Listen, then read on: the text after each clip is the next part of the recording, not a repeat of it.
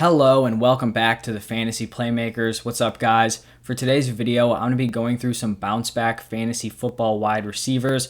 About a week ago, I put out a video going through the bounce back running backs, and so now it's time to talk about the wideouts. And these are going to be players who were drafted pretty high last year, but just didn't really end up producing to the expectation that people had for them, and just ended up being disappointing picks overall. Before I start talking about the players, I just want to say that if you watch this video and you're enjoying the content, you like what you guys are seeing, please just make sure you leave a like and subscribe to the channel. I'd really appreciate it and it would help me out a lot. Then also let me know your thoughts down below in the comment section and I'll get back to you as soon as I can. Let's get into the receivers. My number one bounce back fantasy wide receiver has got to be Michael Thomas. I think he was the biggest bust in 2020 overall, because it wasn't just injuries that kind of held him back. You had players like CMC and Saquon who suffered injuries, didn't play in many games, and ended up busting because of that. But Thomas dealt with the injuries and just overall poor play. So I think in general, he was the number one bust. He was going as a mid-first round pick,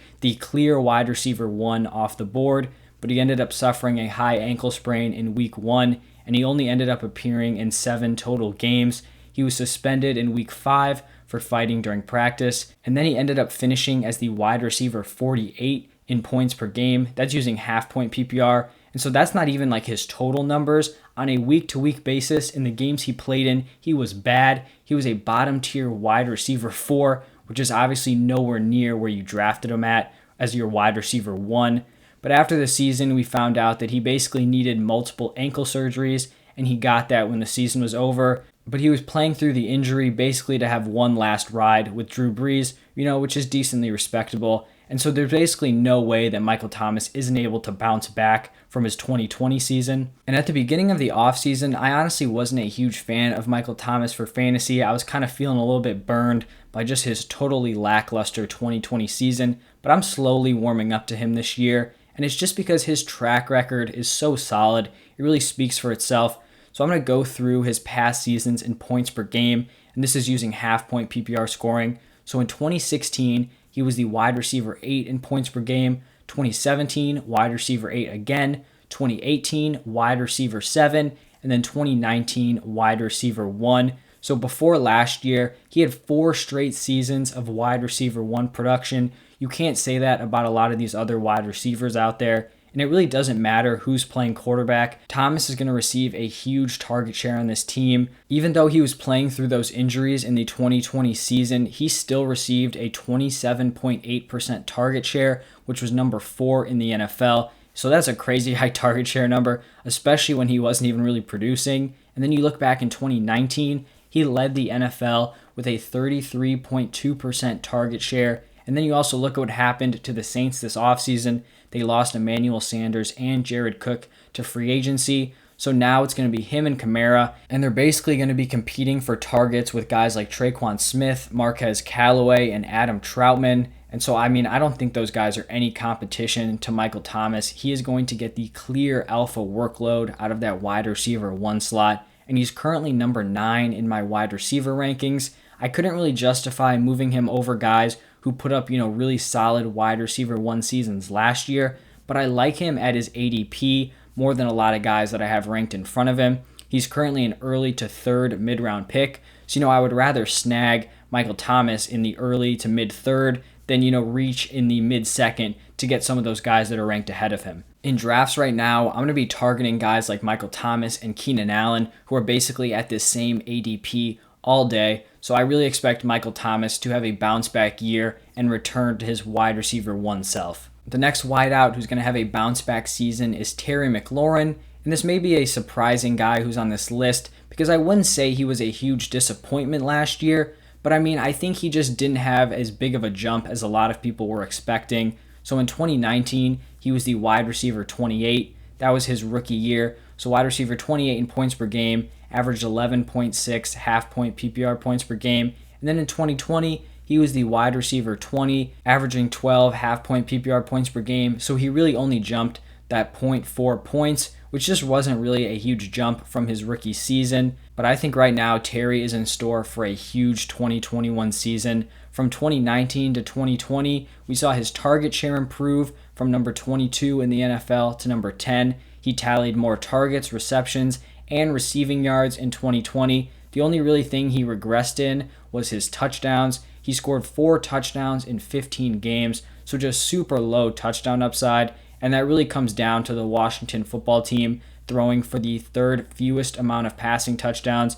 They only passed for 16 touchdowns the entire season, so 1 touchdown a game really isn't going to be getting it done to support those receiving weapons. Ryan Fitzpatrick is going to come in and make a huge difference for Terry McLaurin. You know, he's had an up and down career overall as a quarterback, but when he can retain the starting job, or even when he doesn't retain the starting job, he is going to support his wide receiver 1.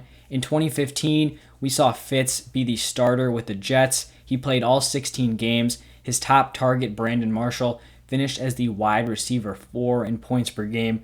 So that's high-end wide receiver 1 numbers. You look back just to last season in 2020, when Fitz was at quarterback, the Dolphins wide receiver 1, Devontae Parker, averaged 11.7 half-point PPR points per game compared to 6.8 when Fitzpatrick was not playing quarterback. So he's just going to come in and provide more passing volume and touchdown upside this year, which was definitely missing in years past. And overall, he's just going to be a major upgrade over the Haskins-Allen-Smith combo that Terry McLaurin was playing with last year. The Washington football team also brought in some new weapons. They signed Curtis Samuel in free agency and then went out and drafted De'Ami Brown. And so now Terry has some other targets to kind of take the attention off of him. Before last season, I mean, he was really the only guy you had to respect down the field. And so now, he can take some of the pressure off of him, which will hopefully open some things up. And with all of these changes that I talked about, I think it is a very reasonable possibility that McLaurin can jump from the wide receiver 20, which he was in 2020 in points per game,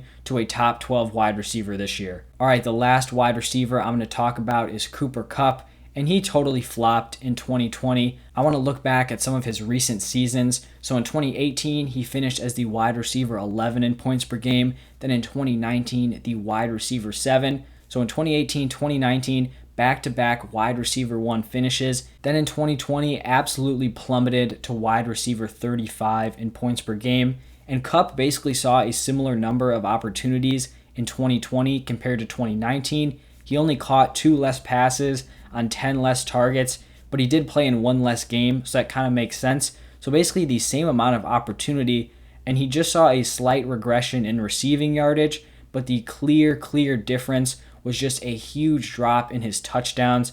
Kupp fell from 10 touchdowns in 2019 to only 3 in 2020. I think this is a case of Kupp being fortunate with touchdown upside in 2019. He caught 10 of the team's 22 passing touchdowns, which is a really high percentage, especially for a guy that was basically splitting the work with Robert Woods. And I essentially think he got unlucky in 2020, caught only 3 of the team's 20 passing touchdowns, but now you have Matthew Stafford joining the Rams, and I think the overall ceiling of this offense is just going to be so much better than it was in 2019 and 2020. Kupp will likely have much more touchdown upside and just overall receiving volume. And so I'd pretty much be shocked if Cooper Kupp doesn't finish as a solid wide receiver 2 or better in points per game this year. All right, so those are the 3 wide receivers that I expect to have solid bounce back seasons: Michael Thomas, Terry McLaurin, and Cooper Kupp. That's all I have for you guys today. Thank you so much for stopping by and watching and listening. Like I mentioned earlier, if you enjoyed the content, please just make sure you hit that like button and subscribe, and then let me know your thoughts down below. That's all I've got for you guys. Thank you again. Stay tuned, and I'll see you guys tomorrow.